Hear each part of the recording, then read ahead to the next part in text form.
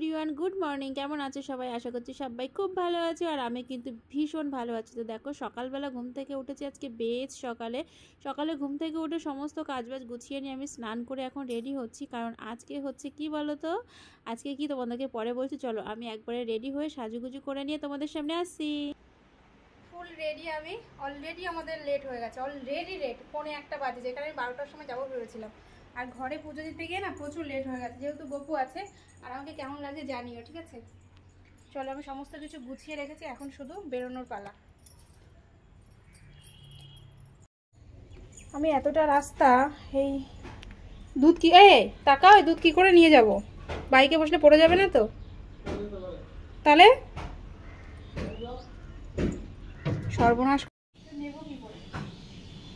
আমাদের নাও, আস্তে করে বসো, আস্তে করে নিয়ে যাচ্ছি।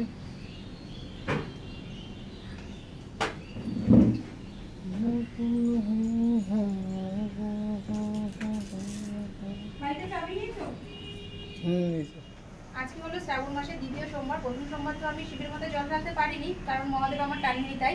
তো আজকে দ্বিতীয় সোমবার। এখন আমি ঘরের পুজো সেরে নিজে একটু সাজুগুজু করে রেডি হয়ে নিয়ে এখন যাচ্ছি আমি শিবের মাথায় জল ঢালতে। কি গো, আসো আসো, তাড়াতাড়ি এসো।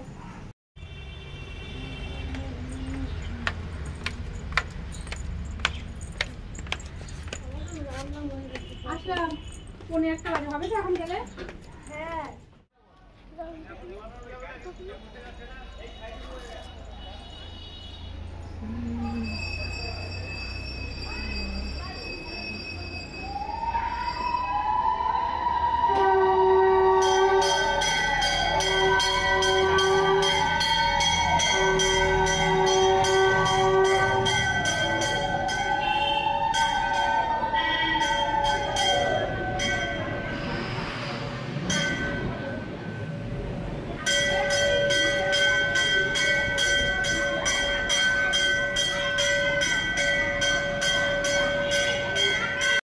আমরা ভেবেছিলাম আমাদের পাশেই যে মন্দিরটা রয়েছে, মানে নীলের উপসে, যেখানে আমরা যে মন্দিরটাতে জল ঢালি, সেখানে যাব। কিন্তু কি মনে হলো, তোমাদের দাদাভাই বলছে না থাক, চলো কুলপুকুর মন্দিরে চলো। তো কুলপুকুর মন্দিরে আসলাম, এসে দেখি খুব একটা বেশি ভিড় নয়।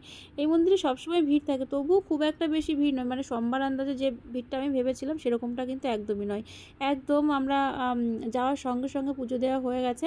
আর এখানে যেহেতু কালী মন্দির, তো ওর জন্য মঙ্গলবারটা আর শনিবারটা করে একটু বেশি ভিড় হয়। যখন থেকে মন্দিরে ঢুকেছি তখন থেকে আমার সোনা বাবার বায়না হচ্ছে, মা আমি একটু ঘন্টা বাজাবো। আমি বললাম ঠিক আছে, যাও বাজিয়ে আসো। তো তারপর দেখো, দুজন মিলে এখানে বসে গল্প করছি, আর আমার সোনা বাবা শ্যুট করে দিচ্ছে। কি তোমরা তো বলো আমি মুখরা, আমি সবসময় ঝগড়া করি, এখন দেখছো তো আমি রোম্যান্টিক। তো আমি কিন্তু একদম সব রকম মিলেমিশে আছি, ঠিক আছে?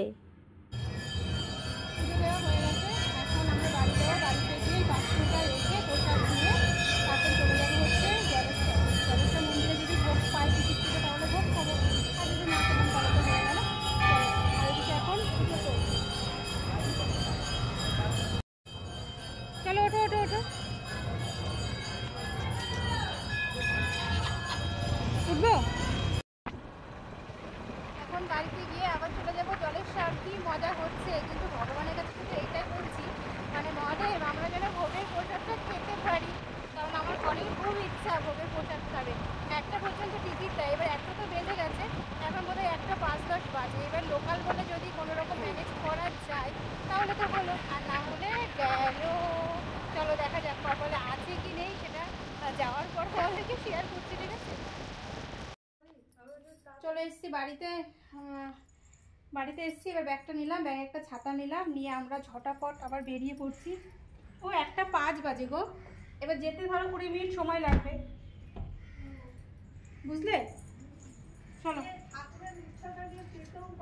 ওটাই কথা, আমি সেটাই আস্তে আস্তে বলছি। যদি মহাদেবের ইচ্ছা হয় তাহলে পাবো, আর যদি বলে যে না তোদেরকে আমি খেতে দেবো না, তোরা বাড়ি যেই নিরামিষ খা, তাহলে বাড়ি এসেই খাবো আর কি। বাড়ি থেকে বেরোনোর কিছুটা রাস্তা আসার পর চিরিচিরি বৃষ্টি নামলো। ভাবলাম যে মেঘলা আকাশ, হয়তো এখন তো এরকমই বৃষ্টি হচ্ছে, চিরিচিরি হবে। ওরে বাপরে বাপ, যখনই ঢুকেছি কিছুক্ষণ বাদে যা বৃষ্টি ভাবনার বাইরে। আর এখানে কি পরিমাণে ভিড় শুধু তোমরা একটু দেখো, প্রচুর পরিমাণে ভিড়। তো দেখো এখানে মানে আমরা যাব হচ্ছে একটু ভিতরে প্রণাম করতে, তো কোনো রকমই যেতে দিতে চাইছিল না। তো অনেকবার করে বলার পর তারপর বললো ঠিক আছে প্রণাম করে দিতে, এখন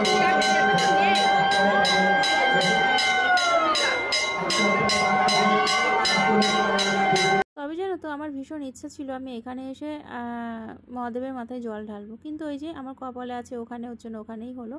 আর চলো তোমাদেরকে একটা জিনিস দেখাবো। এই দেখো মানে ওপারটা দেখতে পাচ্ছ, ওপারে কি পরিমাণে লাইন, একটু তোমাদেরকে জুম করে দেখাই। এই দেখো ওপার থেকে লাইনটা ঘুরে একদম মন্দিরে এসছে, মানে প্রচুর প্রচুর প্রচুর লাইন। আমি যদি যেতাম না তাহলে হয়তো আমার ছেলেকে নিয়ে আমি পারতাম না, আমি নিজে পারতাম, তোমাদের দাদাভাই পারতো, কিন্তু ওই যে আমার সোনা পাপা, এবার ওকে বাড়িতে রেখেও তো যেতে পারি না, না ও তো বাচ্চা বলো। ওর জন্য আমি ভাবলাম যে ঠিক আছে হালকাই হালকাই একটু দিয়ে নিই। আর তোমাদের দাদাভাই তো কয়েকদিন ধরে ভীষণ প্রসাদ খাবে খাবে করছে, সেটা তো রয়েছেই, তার সঙ্গেও রয়েছে যে ভাবলাম যে কাছেই একদম জলেশ্বর মন্দির, একবার একটু বাবাকে দর্শন করে আসি। যাই হোক সব মিলেমিশে আজকের দিনটা কিন্তু এরকমভাবেই কাটলো।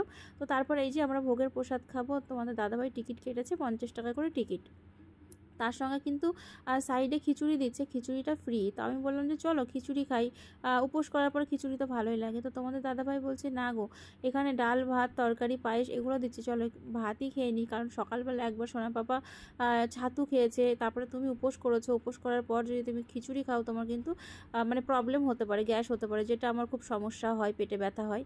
তো তার থেকে চলো এখান থেকে আমরা ভাতটা খেয়ে নিই, তাহলে তোমার ভালো লাগবে শরীরটা। আমি বললাম ঠিকই তো, তাহলে বলছে আমার ছেলেটাও সকালবেলা আজকে ভাত খায়নি, তাহলে চলো এখান থেকে খেয়ে নেওয়া যাক। আর কি বলবো, রান্না বান্না যে এত টেস্টি, ভগবানের প্রসাদ তো টেস্ট তো হবেই, কিন্তু যেন এখানের প্রসাদ আরও বেশি টেস্ট লাগলো, খুব ভালো লাগলো। আর কি বলবো, দেখো গরম গরম ভাত রয়েছে হচ্ছে মটরের ডাল, মুগ ডাল নয় কিন্তু মটর ডাল, আর তার সঙ্গে কুমড়ো দিয়ে, আর ওই যে মিষ্টি মিষ্টি সাদা সাদা যে ডাটাগুলো আছে না, ওই ডাটা দিয়ে সোয়াবিন দিয়ে একটা ঘ্যাট, মানে অমৃতের মতো টেস্ট। আর তার সঙ্গে লাস্টে ছিল হচ্ছে পায়েস। আর এত সুন্দরভাবে পরিবেশন করেছে না ভাবনার বাইরে।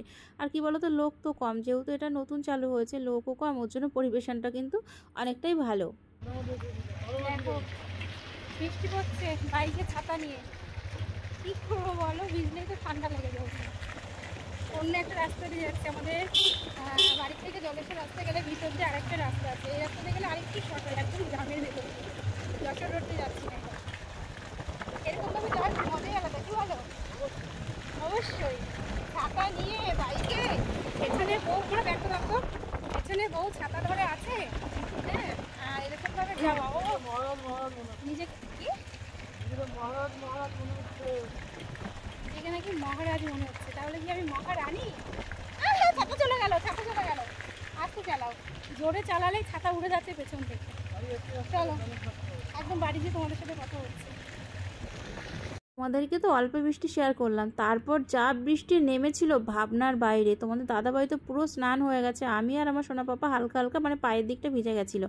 তো বাড়ি এসে তিনজনই আগে হেয়ার ড্রায়ার দিয়ে চুল শুকিয়ে নিলাম, কারণ মাথা যদি ভেজা থাকে, চুল ভেজা থাকলে তাহলে ঠান্ডা মানে লাগবেই, আর তার সঙ্গে জ্বরও চলে আসবে, কারণ এখন ওয়েদারটা প্রচুর বাজে।